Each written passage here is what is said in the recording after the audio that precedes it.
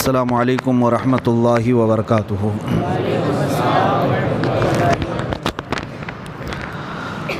الحمد للہ وکفا وسلام علی حبیبہ المصطفیٰ، اما بعد فاعوذ باللہ من الشیطان الرجیم، بسم اللہ الرحمن الرحیم۔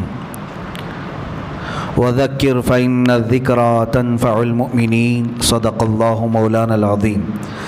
بارگاہ رسالت مآب صلی اللہ علیہ وسلم میں درود پاک کا ہدیہ پیش کریں۔ عزیزان گرامی وقار، آج محفل ذکر قائم کی گئی ہے۔ اللہ تبارک و تعالیٰ نے قرآن عظیم میں ارشاد فرمایا، وذکر فإن الذکریٰ تنفع المؤمنین، اور یاد دلاؤ مومنوں کو، ذکر کرو، اس لیے کہ یہ ذکر مومنوں کو نفع پہنچتا ہے، نفع دیتا ہے۔ الا بذکر اللہ تطمئن القلوب، آگاہ ہو جاؤ، مومنوں کے دل کا سکون اللہ کے ذکر میں ہے۔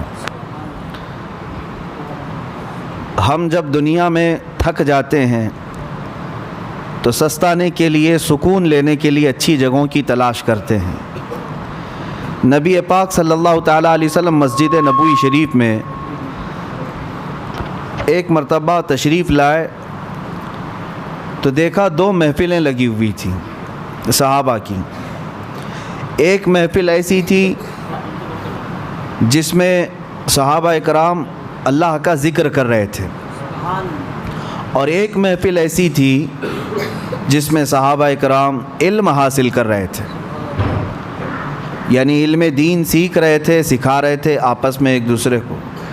نبی پاک صلی اللہ تعالیٰ علیہ وسلم جب وہاں سے گزرے تو اپنے ساتھ ایک صحابی تھے، ان سے ارشاد فرمایا، جب تم اللہ کے باغیچوں کے پاس سے گزرو تو کچھ پھل کھا لیا کرو۔ جب تم اللہ کے باغیچوں کے پاس سے گزرو تو کچھ پھل کھا لیا کرو۔ صحابہ اکرام نے عرض کیا، یا رسول اللہ، اللہ کے باغیچے کیا ہیں اور پھل کیا ہے؟ نبی پاک صلی اللہ علیہ وسلم نے فرمایا، مسجد میں لگی ہوئی یہ محفل اللہ کے باغیچے ہیں، اور جو یہاں سے گزرا یا اس میں شرکت کیا، گویا کہ اس نے اللہ کے باغیچوں میں سے پھل کھا لیا۔ اللہ کے ذکر کی مجالس صحابہ اکرام رضوان اللہ تعالیٰ علیہ مجمعین سے لے کر آج تک چلی آ رہی ہیں۔ تقریر اپنی جگہ پر، نعت اپنی جگہ پر، لیکن اللہ کے ذکر میں جو اثر ہے وہ کسی چیز میں نہیں۔ اور پورا قرآن کیا ہے؟ پورا قرآن کا ایک نام پتہ ہے آپ کو؟ قرآن مجید بھی آپ کہتے ہیں، قرآن کریم بھی، لیکن خود قرآن میں قرآن کا نام کیا آیا ہے؟ کئی جگہ پر تو اللہ نے قرآن ہی لفظ استعمال یعنی ارشاد فرمایا ہے، قرآن، لیکن ایک جگہ اس کا نام الگ آیا ہے، انا نحن نزلنا الذکر، بے شک ہم نے ذکر کو نازل کیا ہے۔ یہاں جو ذکر ہے یہ قرآن کا نام ہے، یعنی پورا قرآن ہی اللہ کا ذکر ہے، اس کو ذکر کے نام سے یاد کیا گیا۔ قرآن پاک کا ایک نام ذکر ہے، وَإِنَّا لَهُ لَحَافِظُونَ، جو قرآن کی حفاظت کے لیے سب سے بڑی آیت ہے۔ اللہ نے جو وعدہ فرمایا، ہم نے قرآن کو نازل کیا اور ہم ہی اس کی حفاظت کریں گے۔ تو یہ جو آیت ہے اس میں قرآن کا نام قرآن نہیں آیا، ذکر آیا ہے، ذکر ہے۔ اور آپ کو میں بتاؤں اس ذکر کا لفظ کتنی جگہ پر قرآن پاک میں آیا، اور قرآن میں ایک بہت ہی اہم تطبیق آپ کو میں بتا دوں، یعنی ریلیشن۔ ایک جگہ قرآن میں یہ فرمایا کہ بے شک ہم نے ذکر نازل فرمایا، ذکر سے مراد یہاں کیا ہے؟ قرآن۔ اور ایک جگہ میں آپ کو بتاتا ہوں، ایک جگہ اللہ تعالیٰ 19ویں پارے کے شروع میں ارشاد فرماتا ہے، یا ویلتا لیتنی لم اتخذ فلانا خلیلا لقد اضلنی عن الذکر۔ کچھ لوگ قیامت کے دن چیخ چلا کر کے کہیں گے، یہ پکارتے رہیں گے، کاش میں فلاں کی دوستی نہ کیا ہوتا تو اچھا ہوتا، کیونکہ کئی لوگ صرف دوستی کی وجہ سے جہنم میں جا رہے ہوں گے، بری صحبت کی وجہ سے۔ لیکن وہاں پر جو بندہ یہ کہے گا، یا ویلتا لیتنی لم اتخذ فلانا خلیلا، فلاں کو میں دوست نہیں بنایا ہوتا تو اچھا ہوتا، تو وہ دوست اس کو کیا کیا تھا ایسا دنیا میں جس کی وجہ سے وہ وہاں واویلا مچا رہا ہے قیامت کے دن. اس کے ساتھ کیا ایسا دھوکہ کیا تھا اس نے, دوست نے کیا کیا تھا؟ گمراہ کیا یا کس چیز پر مبتلا کر دیا, جھوٹ پر یا کسی اور گناہ پر؟ نہیں, وہ بندہ خود ہی پکار کر کہہ رہا ہے قیامت کے دن. اس کی دوستی سے سب سے بڑا نقصان ہوا کیا؟ وہ کہتا ہے لقد اضلنی عن الذکر, مجھے اس بندے نے ذکر سے روک دیا تھا, ذکر سے روک دیا تھا. قیامت کے دن یہ خود جو جہنم میں جا رہا ہے وہ کہے گا کہ مجھے اس نے ذکر سے روک دیا تھا. اب مفسرین فرماتے ہیں وہاں کون سا ذکر مراد ہے؟ ایک تو قرآن کا نام ذکر ہے, اور ایک جو قیامت کے دن بندہ کہہ رہا ہے مجھے فلاں کی دوستی نے جہنم تک پہنچانے کا راستہ آسان کر دیا, میں اس کی دوستی نہ کرتا تو اچھا ہوتا. کیوں؟ اس لیے کہ اس نے مجھے ذکر سے روکا. وہ کون سا ذکر ہے؟ مفسرین فرماتے ہیں وہاں ذکر سے مراد محمد الرسول اللہ کی ذات ہے. حیرت کی بات نہیں ہے, ایک جگہ پورے قرآن کا نام ذکر ہے اور ایک جگہ میرے آقا کا نام ذکر ہے. پتہ یہ چلا کہ قرآن پڑھو تو ذکر الہی ہے, نعت رسول پڑھو تو بھی ذکر الہی. اسی کو اعلیٰ حضرت نے کیا فرمایا ہے؟ ذکر خدا جو ان سے جدا چاہو نجدیو, ذکر خدا جو ان سے جدا چاہو نجدیو, واللہ ذکر حق نہیں کنجی سقر کی ہے. مطلب کیا ہے؟ سقر جہنم کو کہتے ہیں. اگر کوئی یہ کہتا ہے کہ اللہ اللہ اللہ اللہ کہنے کا نام ذکر ہے, اعلیٰ حضرت فرماتے ہیں ذکر حق نہیں. اگر تو حضور کو چھوڑ کر کے کرنا چاہے ذکر, یہ ذکر نہیں, کنجی سقر کی ہے, یہ جہنم کی چابی ہے. بے ان کے واسطے خدا کچھ عطا کرے, ہاشا, غلط غلط, یہ ہوس بے بصر کی ہے. اعلیٰ حضرت فرماتے ہیں حضور کو چھوڑ کر تو اگر ذکر کے بارے میں کہتا ہے. الحمدللہ ہماری یہ مجالس اسی بات کی امتیازی شان رکھتی ہے کہ چاہے ہم اللہ کے ذکر کی مجلس سجائیں لیکن نعت رسول سے شروع کرتے ہیں. کیوں؟ ذکر کس کا نام ہے؟ ایک تو قرآن کا نام بھی ذکر ہے, اور دوسرا رسول اللہ کی ذات کا نام بھی ذکر ہے. قرآن میں دونوں جگہ ذکر کا معنی ہے. اچھا, اور آپ کو میں بتاؤں, بعض لوگ جن کے پیٹ میں درد ہوتا ہے جب ہم رسول پاک کو نور کہتے ہیں, وہ یہ کہتے ہیں کہ نہیں, نور یہاں پر جو ہے نا اس سے مراد قرآن ہے. نور کا مطلب قرآن ہے. وہ یہ کہتے ہیں نور کا مطلب قرآن ہے. جیسے اللہ تبارک و تعالیٰ نے قرآن پاک میں ہی ارشاد فرمایا کہ قد جاءکم من اللہ نور و کتاب مبین. حیرت کی بات ہے, پڑھے لکھے لوگ اگر گمراہ ہو جائیں تو تعجب تو ہوتا ہی ہے. میں آپ کو بتاتا ہوں ایک مثال. آپ کو ایک ہی چیز کو میں دو ناموں پہ اگر بولوں تو آپ کہیں گے یہ زبردستی کیوں بول رہے ہیں آپ. مطلب اگر آپ سے میں کہوں کہ میں اپنے سر پر عمامہ باندھا ہوں, ایک چیز ہو گئی. پھر کہو نہیں میں نے کپڑا باندھا ہے, کیا مطلب ہوا اس کا؟ عمامہ کس چیز کا ہوتا ہے؟ کپڑے کا ہی ہے. الگ الگ چیز ذکر تو نہیں ہوتی. لیکن قرآن جب یہ کہہ رہا ہے قد جاءکم من اللہ نور و کتاب مبین, اس آیت میں صاف ہے, اللہ فرماتا ہے بے شک اللہ کی طرف سے تمہارے پاس نور آیا اور روشن کتاب آئی. قرآن کا ہی نام اگر نور ہے تو پھر کتاب مبین کا مطلب کیا ہے؟ نور اگر قرآن ہی ہے تو پھر کتاب مبین الگ سے کیوں آیا؟ یہاں تمہیں پتہ یہ سمجھنا ہوگا قرآن کی بلاغت, عربی کی بلاغت, یہاں نور سے مراد میرے مصطفیٰ کی ذات ہے. اب میں آپ کو تسلیم کرتے ہوئے یہ بھی بتا دوں کہ ہاں جو لوگ کہتے ہیں کہ قرآن ہی نور ہے, غلط نہیں, ہم بھی تسلیم کرتے ہیں. بعض جگہ قرآن کو بھی نور کہا گیا ہے, اور کیوں نہ ہو, اللہ کا علم ہے, اللہ کی صفت ہے, تو نور تو ہے ہی, بلکہ نور علی نور ہے. قرآن بھی نور ہے اور رسول اللہ کی ذات بھی نور ہے. اب دیکھیے دو چیزوں میں نے آپ کو بتایا, ایک ہی نام چل رہا ہے. قرآن کا نام ذکر بھی ہے اور رسول اللہ کا نام ذکر ہے. قرآن کا نام نور ہے, رسول اللہ کا نام نور ہے, اور آگے میں آپ کو بتاتا ہوں. ابھی بھی آپ کے سامنے شاعر پڑھ بھی رہے تھے بیدم وارسی رحمۃ اللہ تعالیٰ علیہ نے، اس میں یہ بھی فرمایا ہے کہ قرآن یعنی قرآن کتاب جو آئی ہے اس سے پہلے ہی ایک کتاب آئی ہے. قرآن اللہ کی کتاب ہے، کتاب آئی ہے لیکن اس سے پہلے ایک کتاب آئی ہے. اس سے مراد تورات زبور انجیل نہیں، رسول اللہ کی ذات ہے. یعنی کتاب کا لفظ حدیث میں حضور کی ذات کو بھی کہا گیا ہے اور قرآن کو بھی کہا گیا ہے. دونوں یہ جو چل رہے ہیں ریلیشن، اس کے اندر جو تعلق میں آپ کو بتا رہا ہوں توجہ سے، بہت سارے لوگ اس میں گمراہ ہوئے، اس کے لیے میں آج یہ تعلق بتا رہا ہوں. ذکر کس کا نام ہے؟ قرآن کا. اور ذکر کس کا نام ہے؟ رسول اللہ کا.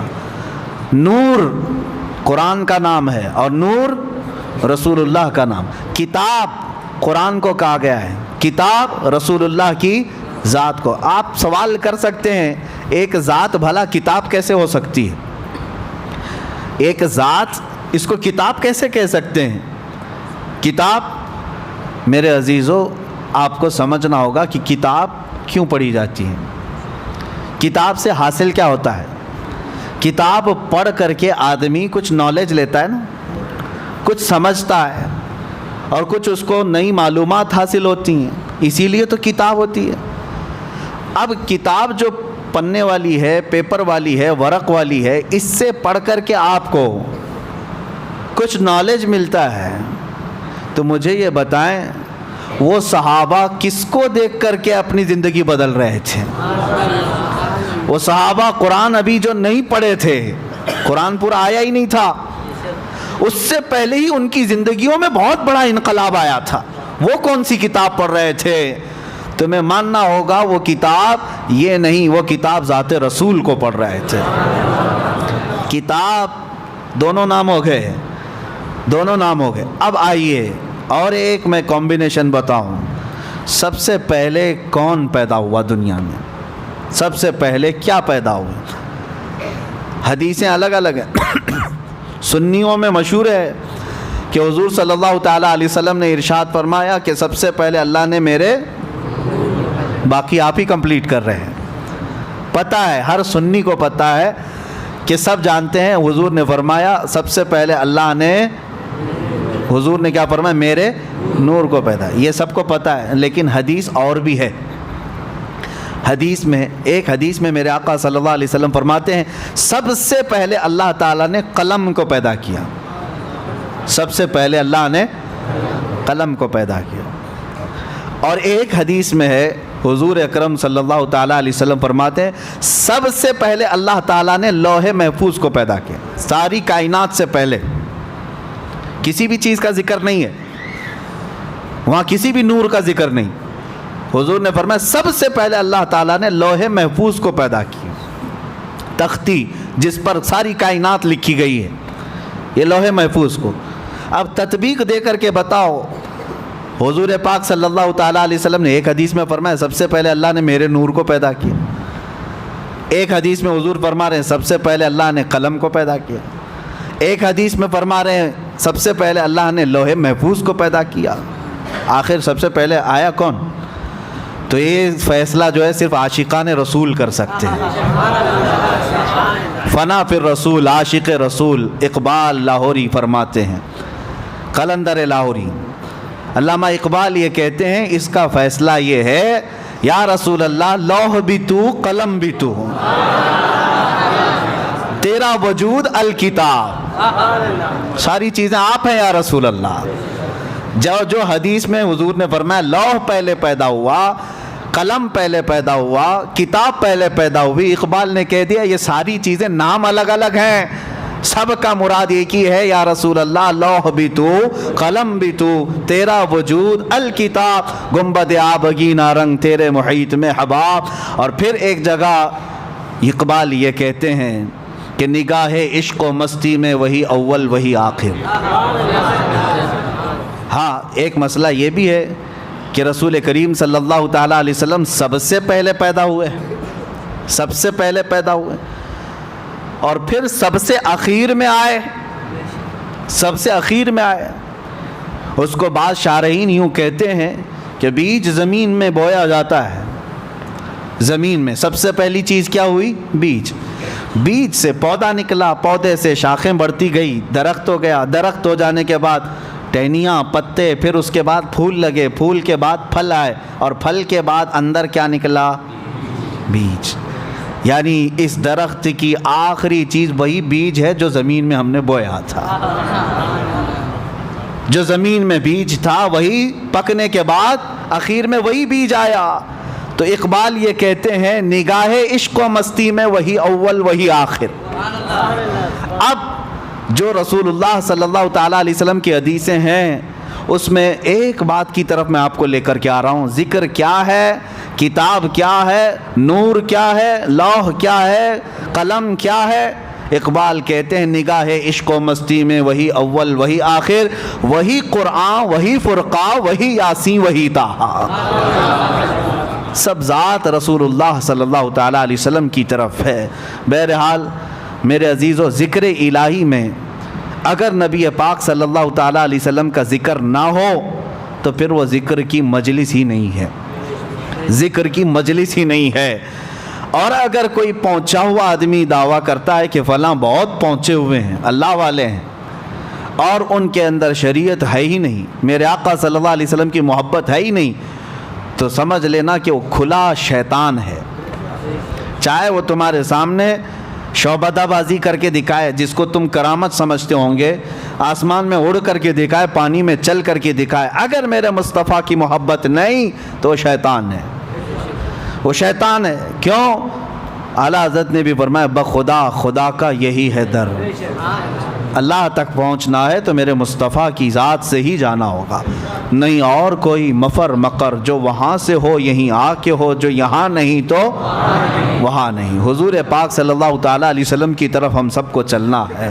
عزیزان گرامی وقار، میں تقریر کی غرض سے نہیں بیٹھا، مجلس ذکر ہماری قائم کرنی ہے، اس سے پہلے دلوں کو گرم ہونا بھی ضروری ہے، اور ہمیں پتہ ہے سنیوں کے دل گرم ہوتے ہیں تو نام مصطفیٰ سے ہوتے ہیں، اور جب تڑپ پیدا ہو جائے میرے مصطفیٰ کی محبت کی تو دل جب کھل جاتا ہے اور اللہ کے ذکر کی برکتیں اس میں اترنے لگتی ہیں۔ جو بند دل ہیں یا زنگ آلود ہیں اس کو چھانٹنے کے لیے میرے مصطفیٰ کا ذکر کافی ہے۔ جس کے سینے میں محبت مصطفیٰ ہو وہ یاد آتے ہی اس کا دل مچلنے لگتا ہے، دل دھڑکنے لگتا ہے، اور جب دل دھڑکنے لگے تو اس گرما گرمی میں ہی اسے سب کچھ دیا جاتا ہے۔ آپ کو پتہ ہے بہت ساری چیزیں نقش کرنے کے لیے تپانا پڑتا ہے۔ ہاں، سونے کو نقش کرنے کے لیے پہلے آگ میں تپایا جاتا ہے، جب وہ گرم ہو جائے تو چھوٹی سی ہتھوڑی سے اس پر اچھا خاصا نقش بن جاتا ہے۔ تو ہمیں پہلے اپنے دل کو تپانا ہے عشق مصطفیٰ میں، پھر ذکر الہی کی ضرب لگاؤ اس دل پر، دیکھنا پھر نقش بنتا چلا جائے گا، نقش بنتا چلا جائے گا۔ لیکن جتنے بھی اذکار ہیں، جتنے بھی ذکر آپ کریں گے، بے عشق مصطفیٰ کے کچھ نہیں۔ ہمارے بزرگوں نے فرمایا، بہت سارے مدرسے ہیں آج، ہاں، حضور کی گستاخی بھی کرتے ہیں اور بخاری بھی پڑھاتے ہیں، حضور پاک صلی اللہ تعالیٰ علیہ وسلم کی توہین بھی چلتی ہے، حضور کو ہلکا جانتے ہیں، کبھی بڑا بھائی، کبھی پیٹھ پیچھے کا علم نہیں، یہ ساری باتیں، لیکن پھر حضور کی حدیثیں بھی پڑھتے ہیں، وہ بخاری بھی یاد ہے ان کو۔ یہ کیا مسئلہ ہے؟ تو ان کے لیے کہا گیا یہ صرف اور صرف اوپر کا مسئلہ ہے، بے عشق مصطفیٰ پڑھتے ہیں جو بخاری۔ ہمارے بزرگوں نے فرمایا بے عشق مصطفیٰ پڑھتے ہیں جو بخاری، آتا ہے بخار ان کو، آتی نہیں بخاری۔ بخاری کا مطلب یہ نہیں ہے کہ انما الاعمال بالنیات پڑھ دیا، کلمتان حبیبتان الی الرحمن حدیث پڑھ دیا۔ بخاری کا مطلب یہ لفظی احادیث پڑھنا نہیں ہے، بخاری کا مطلب یہ ہے، ایک بزرگ کی بات میں بتاتا ہوں، احمد آباد کے رہنے والے تھے غالباً، تو وہ ان کے متعلق مشہور تھا پڑھے لکھے نہیں ہیں، بہت سارے لوگ یہ سمجھتے تھے، وہ جذب کے عالم میں رہتے تھے، پرانے کپڑے، پراگندہ بال، ذکر الہی میں مشغول، ایسا لگتا تھا کہ یہ عام آدمی ہے، دیہاتی آدمی ہے۔ لیکن کچھ لوگوں کو میں آپ کو یہ بتا دوں، شیخ سعدی رحمۃ اللہ علیہ کی ایک بات نصیحت ہے، ہر بیشہ گما مبر کے خالیس شاید کہ پلنگ خفتہ باشد. ہر جنگل کو خالی مت سمجھ لینا، کسی جنگل میں شیر سویا ہوتا ہے. ہر جنگل کو خالی مت سمجھنا، یہ شیخ سعدی رحمۃ اللہ علیہ نے فرمایا. ہر انسان کو ایرا غیرا نتھو کھیرا مت سمجھ لینا اس کے ظاہر کو دیکھ کر. ہاں ارادت ہو تو دیکھ ان کو ید بیضا لیے بیٹھے ہیں اپنی آستینوں میں. کچھ فقراء کچھ قلندر ایسے ہوتے ہیں. تو یہ درویش جن کے بارے میں بتا رہا ہوں، اللہ والے تھے، ذکر الہی میں رہتے تھے، لیکن مدرسے میں پڑھنے والے طلباء اور کچھ علماء وہ مذاق بھی اڑاتے تھے. لوگ خامخواہ پیچھے چلتے رہتے ہیں اس بوڑھے کے، کیا آتا جاتا تو کچھ ہے نہیں. تو ان لوگوں نے سب لوگوں کو الگ الگ ورگلایا بھی. ایک دن لوگوں نے کہا نہیں بابا اللہ اور اس کے رسول کا ہی ذکر کرتے ہیں. کہا کچھ نہیں ہے، پڑھے لکھے نہیں ہے وہ. تو یہ باتیں بہت پھیل گئی. تو ایک دن اس درویش کے پاس کچھ طلباء آئے، کچھ علماء آئے. کہا کہ بابا جی ہم آپ سے بہت متاثر ہیں، انسپائر ہیں آپ سے بہت زیادہ، اور ہم آپ کی بڑی عزت کرتے ہیں. ہم آپ کو اپنے مدرسے میں مہمان بلا کر کے لے جا رہے ہیں، آئیے. توہین تھی. مدرسے میں لے آئے اور سیدھے مسند پر بٹھا دیے جہاں بخاری شریف پڑھائی جاتی تھی. جو شیخ الحدیث بیٹھتے تھے کہا کہ بابا جی بیٹھے، ہم آپ سے فیض اٹھانا چاہتے ہیں، بخاری شریف پڑھائیں. وہ ڈھکوسلے پیر نہیں تھے جو لوگوں کے چورے پر اپنی زندگی گزارتے ہوں، وہ فنا فی اللہ تھے. یہ اور بات ہے کہ ظاہراً ان کے خد و خال غریبوں سے نظر آتے تھے. بیٹھے کہا کہ بیٹا میری یہ مجال نہیں ہے، یہ میرا میدان نہیں ہے، مجھے اس سے دور رکھو. انہوں نے کہا نہیں، بڑا چرچا آپ کا ہے، آج آپ کو بخاری پڑھانا ہی، بخاری پڑھانی ہے. بہت ضد کیا، اصرار کیا تو انہوں نے بخاری شریف کھول دی. سارے طلباء بھی تھے، علماء بھی تھے، بڑے بڑے علماء بیٹھے ہوئے تھے. اب اس مرد حق، مرد قلندر نے جو بخاری شریف کو شروع کیا، ان عمر رضی اللہ تعالیٰ عنہ قال قال رسول اللہ صلی اللہ علیہ وسلم انما الاعمال بالنیات، یہاں سے شروع کیا. حدیث پڑھتے رہے پڑھتے رہے پڑھتے رہے. بخاری شریف کی حدیثیں ایک جلد، دو جلد، تقریباً کئی ہزار حدیثیں ہیں. جا کر کے آخری حدیث کلمتان حبیبتان الی الرحمن خفیفتان علی اللسان ثقیلتان فی المیزان سبحان اللہ وبحمدہ سبحان اللہ العظیم، بخاری شریف کی ختم تک پہنچ گئے. حدیث روایت کے ساتھ، سند کے ساتھ، صحابہ کے ناموں کے ساتھ پوری حدیثیں. میرے عزیزو یہ گھنٹے دو گھنٹے کی بات نہیں، پوری بخاری پڑھنے کے لیے کم از کم میں فاسٹ بھی پڑھوں، قرآن کو سنانے کے لیے 30 دن لگ جاتے ہیں. بخاری شریف اس سے بھی زیادہ ہے. قرآن شریف میں 30 پارے ہیں، تلاوت سے ہو جائیں گے. بخاری شریف میں سندیں پڑھتے پڑھتے وقت ہو جائے گا. اگر اسی طرح 1 گھنٹے کی تراویح کا معاملہ ہو تو بخاری کو سنانے کے لیے 2 مہینے لگ جائیں گے. انہوں نے ایک مجلس میں پوری سنائی، سب کپڑے پھاڑنے لگ گئے، چیخنے لگ گئے، چلانے لگ گئے. اور اس کے بعد وہ اپنا عصا اٹھائے اور کھڑے ہو گئے. ان کو لے کر کے گئے، ایک عالم دین ان کے قدموں میں گر گئے اور اس کے بعد کہا بابا ہمیں معاف کر دیں، ہم نے کبھی یہ نہیں سوچا تھا کہ آپ بخاری شریف بھی پڑھتے ہیں یا پڑھاتے ہیں. یہ کمال کی بات ہے، ہماری بدگمانی کو معاف کریں. انہوں نے ہنس کر مسکرا کر ایک تھپڑ لگایا اور کہا جاؤ میاں، میں کہاں پڑھاتا ہوں، اور حقیقت تو نے جو گمان کیا ویسا ہی میں ہوں، میں پڑھا لکھا نہیں ہوں. کہا پوری بخاری پڑھا دیے. کہا میں کہا، سامنے رسول اللہ بول رہے تھے، میں پڑھ رہا تھا. اللہ اکبر. سامنے مصطفیٰ کریم صلی اللہ علیہ وسلم بیٹھے تھے، وہ بولتے جاتے تھے اور میں سن کر کے بیان کرتا جاتا تھا. اس کو کہتے ہیں بخاری شریف پڑھنا. بے عشق مصطفیٰ جو پڑھتے ہیں بخاری، آتا ہے بخار ان کو، آتی نہیں بخاری. ساری چیزوں کا کل ملا کر کے حاصل کلام ایک ہی ہے، وہ جو نہ ہو تو کچھ نہ ہو. جان ہے وہ جان، اور جان ہے تو اب ہماری جان ہے. جان کا ذکر اگر نہ ہو، آخری بات میں عرض کرتا ہوں. آپ کو پتہ ہے غار ثور میں جب مصطفیٰ کریم صلی اللہ تعالیٰ علیہ وسلم تھے، حضرت ابوبکر صدیق کے ساتھ کفار مشرکین ارد گرد گھومتے دیکھ کر کے چلے گئے، نظر کیوں نہیں آئے؟